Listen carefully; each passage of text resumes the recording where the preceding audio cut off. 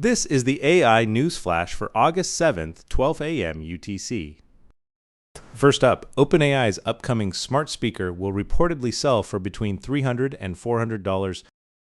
Bloomberg reported the pricing on August 6th, and TechCrunch followed.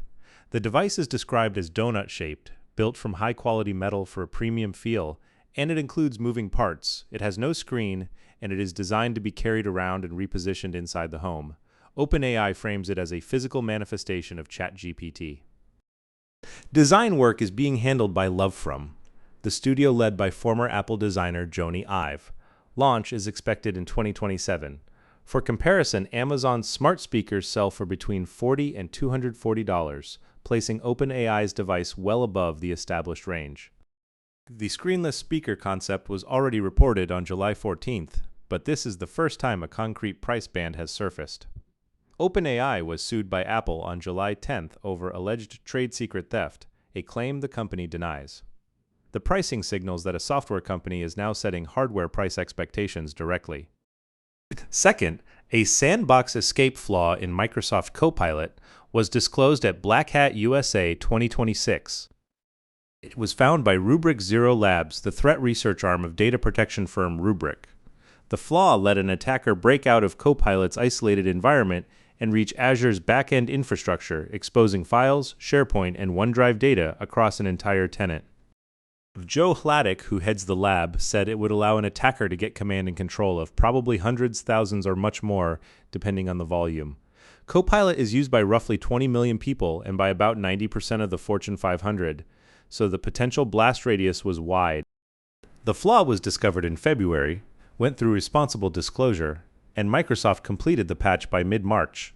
Separately, Rubrik Zero Labs found that only 23% of security leaders have full visibility into the AI agents already running inside their own environments. Third, Atlassian shares surged 23% after earnings, pushing back directly against the fear that AI is eating software companies. Fourth quarter revenue came in at $1.77 billion, up 28% year over year, above the $1.66 billion consensus.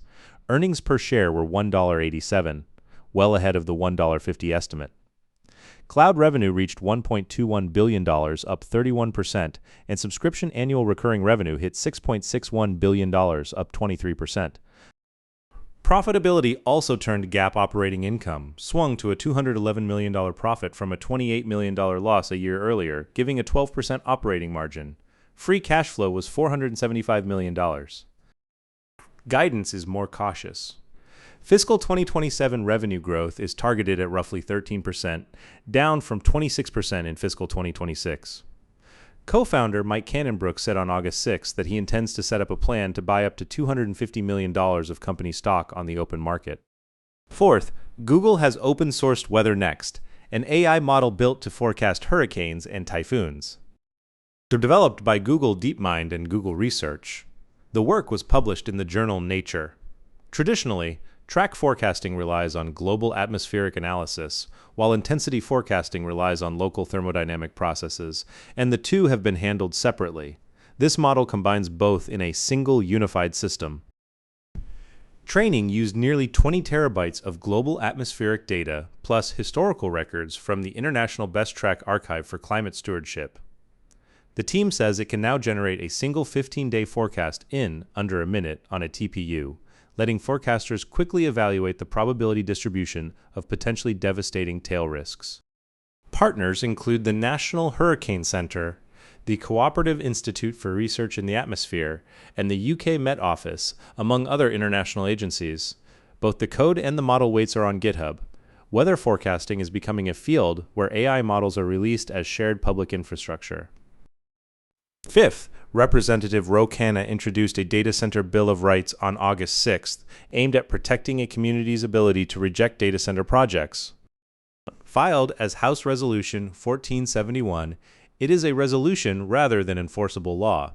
Its provisions say communities should be able to reject projects through transparent processes without state preemption, ban facilities in residential areas and within 2,500 feet of homes, schools, childcare facilities, hospitals, or nursing homes, demand transparency from operators, block electricity rate changes, and require the use of clean energy.